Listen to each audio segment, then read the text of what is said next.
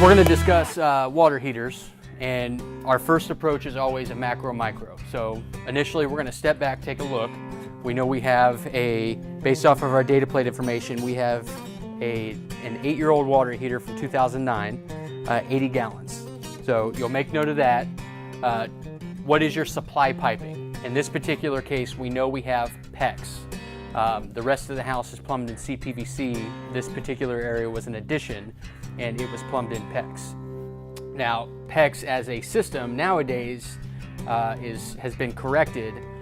There was a time frame between the mid-90s and 2000s that PEX went under a class action lawsuit for failures dezinkification of its fittings, and you can identify those by a stamp on the fittings that says F1807 or QPEX, the letter QPEX.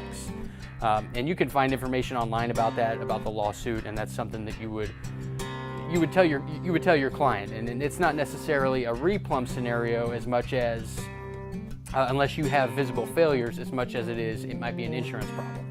So back to the water heater here. We're going to take an overall look. We know we have a recirculating system. If you want to, you can always check that to make sure it's functioning. We have an expansion tank installed here. On your plastic piping system, some kind of pressure relief device is required. So a pressure valve on the outside or an expansion tank here is acceptable. We may want to note that you don't have not a whole lot of support for this tank. So if it were to take a lateral load, it may break. Testing the water heater, you want to make sure it functions. You don't want to just note that it's here and it's present. You want to prove to your client that it worked at the time of the inspection. So our cover's already off. We're going to take our cover off. We're going to get a visual of everything. Push your installation around. Always keep note that the power's on, but not in this particular scenario.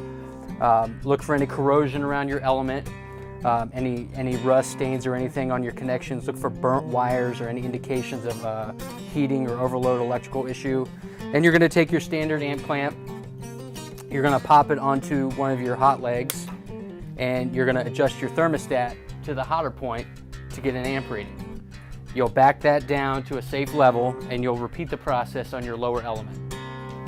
That proves that at the time of the inspection, you have a functioning water heater.